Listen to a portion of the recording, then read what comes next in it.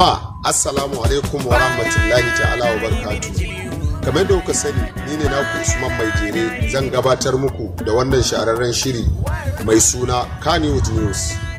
Shirin Kannywood News zai rika zuwan muku a duk ranar Lahadi ne idan Allah ya kai mu. Wato a yau wannan shiri namu mai suna Kannywood News za mu tattauna ne akan batun Ado Gwanja. Ado Gwanja dai yana ɗaya daga cikin 'yan masana'antar Kannywood, wanda ɗaya daga cikin mawaƙa ne kuma jarumi ne a cikin masana'antar Kannywood. Arista inda ya ƙararsa a matatar fina-finai da ke jihar Kano, inda ya roƙi hukumar Hizba da su shiga cikin wannan al'amari don su dakatar da shi a sunan wannan waƙa tasa mai suna Asosa. Wannan waka mai suna Asosa ta ɗauki hankalin duk wani matasa da suke faɗin arewacin Najeriya da ma waɗanda ba 'yan arewacin Najeriya ba. Ado Gwanja ya fara sakin wannan waka ne a social media, inda mata ta yi musu daɗi suka yi tarwa suna rakashewa, a yayin da wasu daga cikin mata suke hawa suke rakashewa su yi rawa su tashi, a yayin da wani barista Wakar ta ɗau hankalinsa ya kai ƙorafi hukumar Hizba, ko in ce hukumar tata fina-finai ko gwamnatin jihar Kano, yake kira akan da a dakatar da shi akan wannan waka. To a dogon jashin wannan waka da ya yi me ma'anarta kuma menene mahangarta a addini da kuma al'ada, inda a dogon ja yake cewa wannan waka ta yi karo da irin al'adu na baya wanda aka yi su a musamman garuruwan Hausa a Najeriya da kuma inda ma ba Najeriya ba. Duk inda aka sani kasar Hausa suna da irin nasu al'adun wanda suna karo da juna.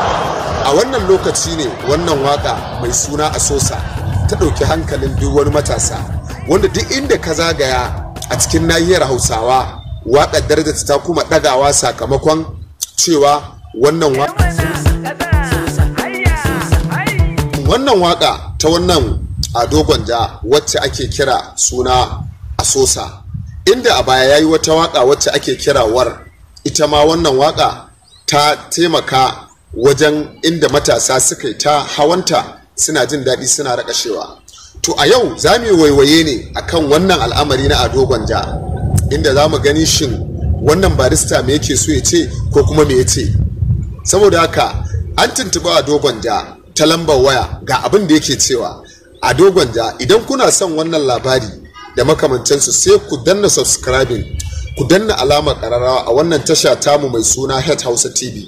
Ni ne zan rika gabatar muku da wannan shiri Usman Mai Jere a duk ranar Lahadi da misalin karfe 8 na dare. Ga abin da Ado Gwanja yake cewa a cikin wannan shahararriyar waka tasa mai suna Asosa. Malam Bahaushe akwai cas akwai Asosa, ba wani Bahaushe da bai san kalmar Asosa a ina aka fara jiyo ta ba. Ina aka fara jin kalmar cas da Asosa ba. Wannan barista yake cewa wannan waka ta yi karo da al'ada da kuma addini, inda wannan barista yake cewa ya kamata a dakatar da wannan waka. Ga inda wannan barista yake magana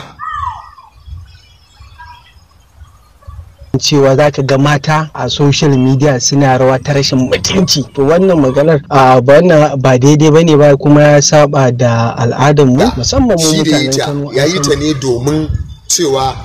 domin nishadantarwa, kuma yake cewa har ko in ce ya kara da cewa wannan waka tasa mai suna Asosa ya yi ta ne domin al'ada a baya, tuna baya shine roƙo. Ga abin da Ado Gwanja yake cewa. Malam Bahaushe akwai cas akwai Asosa, ba wani Bahaushe da bai san kalmar Asosa ba ka ganin wannan waka ta yi karo da al'ada da addini? Amma magana tarbiyya kuma da kai, kowa ya ce za ka ba shi tarbiyya wa 'ya'yansa ya yaudari kansa, ya ci amanar Ubangiji, saboda amanar 'ya'yansa a hannunsa aka danka ta. Danna alamar kararrawa. Ni ne mashirin shirin naku Usman Mai Jere. Za mu ci gaba da gabatar muku wannan shiri.